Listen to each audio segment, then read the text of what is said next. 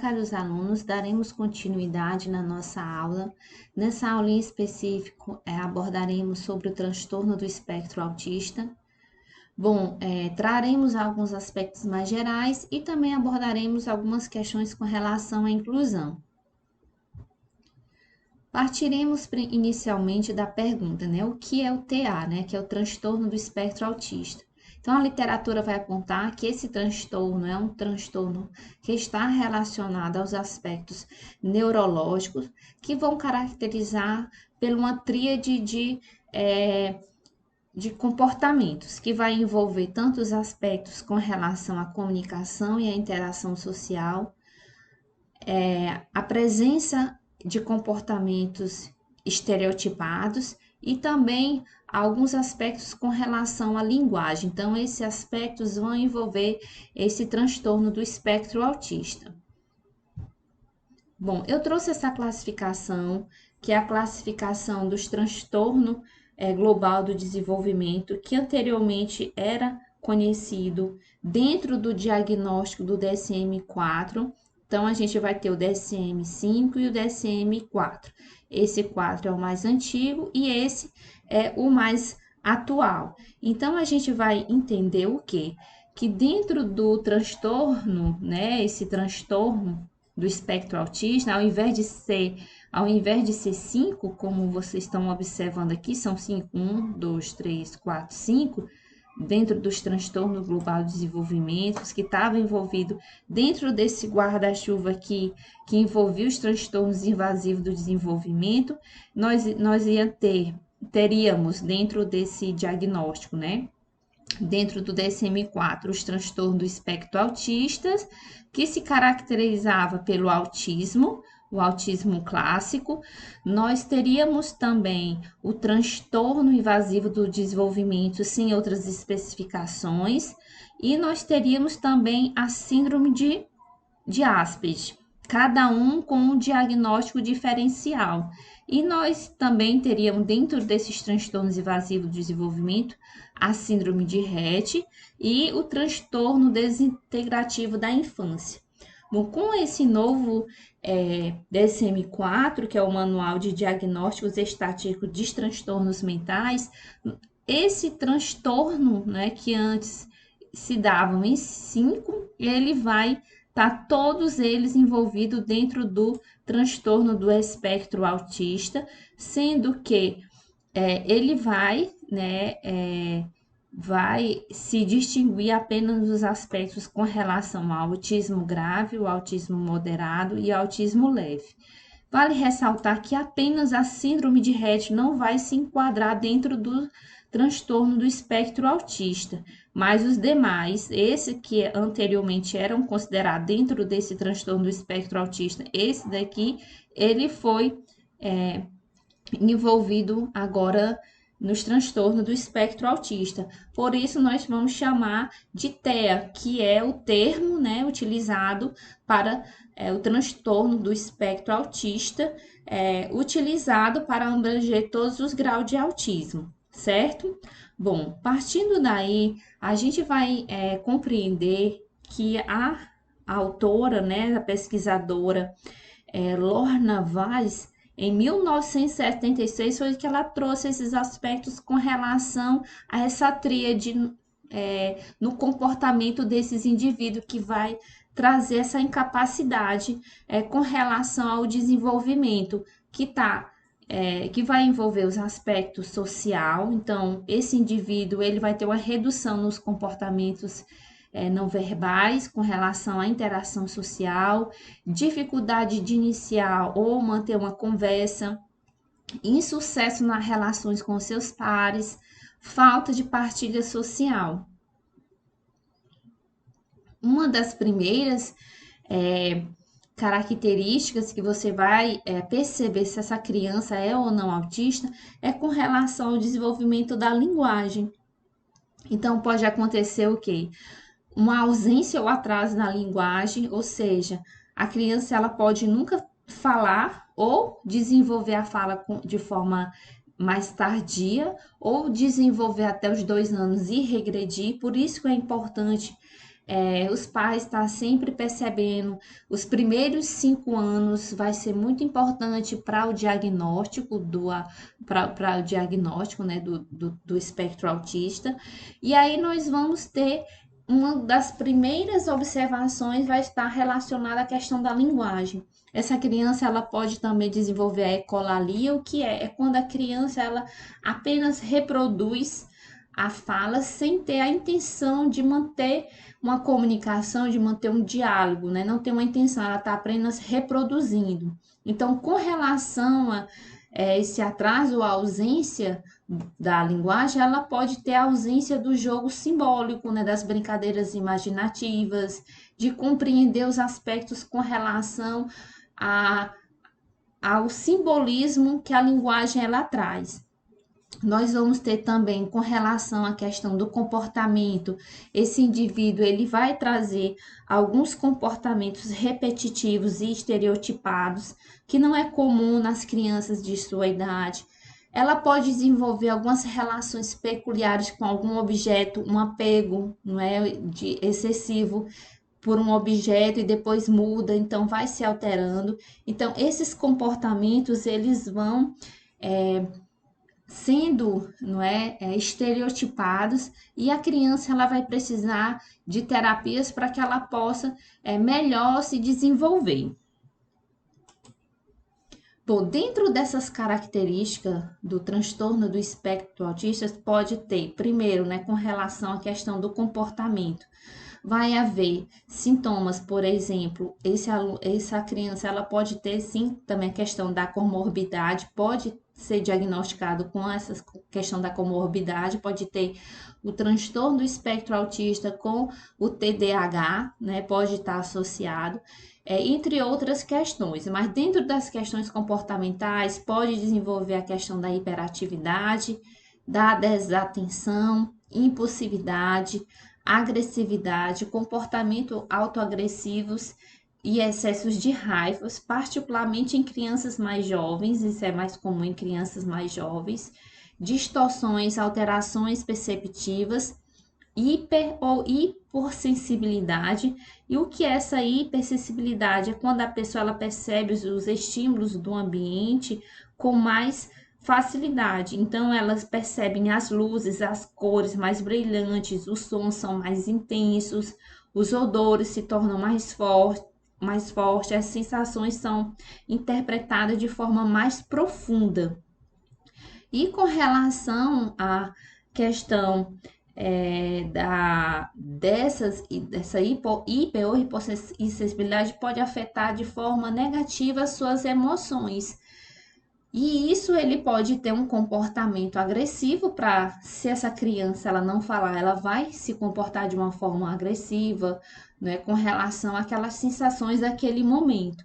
Essa criança, esse jovem, ela pode ter problemas relacionados ao sono e alguns distúrbios alimentares por ser muito seleto. Então, esses indivíduos, eles fazem uma seleção daquilo que eles querem comer, muitas vezes utilizando essa questão da hiper ou da hipossensibilidade com relação às questões táteis, né, que muitas das crianças autistas desenvolvem o transtorno com relação às questões sensoriais, né? Então, muitas dessas crianças não gostam de ser tocadas, nem todas, gente. Então, assim, existe uma característica, mas que essas características elas vão se manifestar de diferentes formas nos indivíduos.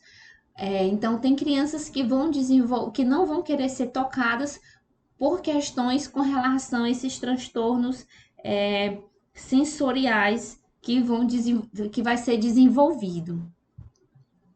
Bom, nós vamos ter também com relação à comunicação alguns aspectos no início, né? Como você percebe esse aspecto, né? Esse aspecto do autismo. Por exemplo, a criança ela não responde quando você chama, não consegue dizer o que quer, há um atraso na linguagem, não atende ordens, não compreende as ordens. Bom, aparenta, né, até ser surda algumas vezes, então é importante estar atento aos sinais. Não aponta, nem acena, nem dá tchau. fala poucas palavras, por exemplo, né, desenvolveu poucas palavras e não desenvolve e de repente parou de falar. Então, é importante observar esses sinais de alerta com relação a o TA, né, que é o espectro autista. Bom, nós com relação à questão da socialização, esses indivíduos eles não sorri socialmente, prefere brincar sozinho, ele mesmo pega o que quer, né, o que deseja, não pede, né, não costuma pedir, é muito independente, faz determinadas coisas de forma mais precoce, é, faz pouco contato visual, ou alguns nem fazem contato de forma alguma, esse contato visual, não gostam de estar, de se relacionar com as pessoas, não interage nem brinca com as crianças, por exemplo, de sua idade.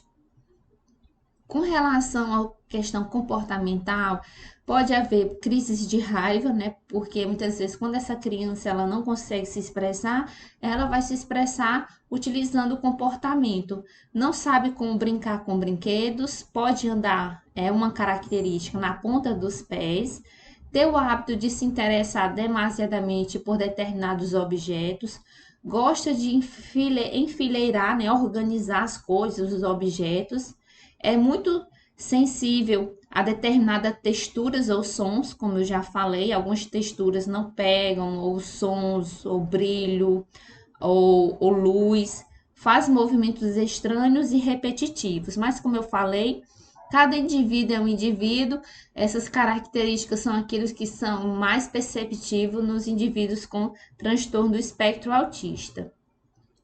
Como dentro do âmbito escolar, como facilitar esse processo de aprendizagem? Como já falamos, é importante conhecer para que a gente possa incluir. Então, cada caso é um caso, né? Então é importante compreender os aspectos envolvidos na aprendizagem, no avanço dessa criança, desse jovem, para que a gente possa traçar um perfil de aprendizagem. Então, nós vamos ter previsibilidade, consistência naquilo que o professor vai falar, organização sensorial, compreender se esse aluno ele tem algum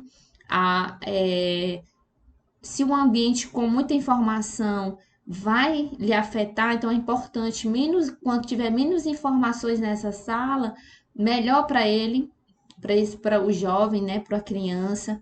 Orientações visuais, é importante que tenha essas orientações visuais, rotinas, que tenha uma rotina para esses indivíduos, as crianças, né, os jovens com essas características, eles gostam de rotinas. Informações concretas, não dê informações longas e muito detalhadas. Então, é importante favorecer os aspectos com relação à aprendizagem, né? Repetições também é importante, apesar de ser uma característica bem peculiar das crianças e dos jovens com espectro autistas. Atividades estruturadas, com começo, meio e fim, né? Ter uma lista, por exemplo, de verificação daquilo que o aluno conseguiu fazer, como eu já falei, instruções claras, controle dos estímulos que vão distrair esse aluno, automonitoramento. Então, é importante que esse aluno ele possa ter esse automonitoramento daquilo que está aprendendo, ordenação entre atividade e pausas, destaques e contrastes naquilo que você vai fazer e simplificação nas atividades. Então, todos esses aspectos é importante você conhecer o aluno, porque a partir daí você vai tomar uma melhor decisão com relação a esse aluno dentro do ambiente escolar. Então, é importante que esse aluno, se ele tem questões relacionadas à questão sensorial, por exemplo, muito barulho, então, assim, diminua o tempo de que esse aluno permanecerá na aula até ele poder se adaptar, até ele poder entender todos os processos que vão estar ali envolvidos dentro da escola. Então, algumas questões que são pertinentes com relação a essas adaptações. Então, às vezes é importante que esse aluno ele conheça o espaço onde ele vai estar antes de onde ele vai sentar, busque lugares que fiquem mais próximos do professor, ambientes que possam favorecer o seu processo de aprendizagem. Então, não existe uma receita pronta, porque cada indivíduo é um indivíduo, então é necessário conhecer o caso, compreender, analisar e ir adequando, né, a sala, o ambiente, à realidade daquele aluno, né? E é importante também que os alunos compreendam essas questões da diferença, né? Trabalhar as diferenças em sala de aula também é bem pertinente. Bom, o comportamento, muitas vezes, dessas crianças, desses jovens, eles podem sim ter alguns aspectos inadequados advindo da agitação, que pode trazer algumas dificuldades com relação dentro do ambiente escolar. Essas crianças elas podem ter dificuldade de manter-se sentada, muitas vezes quando é criança muito pequena, elas podem querer fugir da sala, por isso que é importante ir aos poucos adaptando essa criança a esse espaço escolar. Então as crianças elas podem ter algumas dificuldades dentro do ambiente porque ela não conhece. Então, ela vai ter baixa tolerância às frustrações. Quando muda-se a rotina também, ela tem esse desgaste emocional muito grande. Então, vai mudando aos poucos para que ela possa ir se adaptando. Então, muitas vezes a criança ela não gosta de ser tocada. E aí é necessário conhecer para que você possa compreender. Então, nem sempre, gente, vão existir características, como eu falei, que são bem peculiares de cada indivíduo. Bom, como podemos ajudar a diminuir esses comportamentos, né? Como eu falei, ter um horário flexível que ajuda na adaptação em sala de aula, escolha, conheça, adapte. Então, se esse aluno ele está muito agitado, então dê um tempo para que ele possa ir se adequando, trabalhar em grupos pequenos. Então, se essa criança tem esse problema de socialização, mas a gente deve desenvolver isso, vamos trabalhar primeiro em dupla, depois em trio, e aí vai se adequando a essa realidade. Posicionar os alunos mais próximo do professor, dar a ele a oportunidade de ser ajudado, né, de ser ajudante do professor, você pedir para que ele possa lhe ajudar de alguma forma, fazendo alguma coisa. É importante elogiar sempre esse aluno, estimular a trabalhar em grupo, já que ele vai ter esses aspectos relacionados à questão da interação, né, aprendendo a esperar, por exemplo, a sua vez na fala ou em grupo. Forneceu ajuda ao aluno para que ele possa trabalhar, concentrar-se por períodos cada vez mais longos.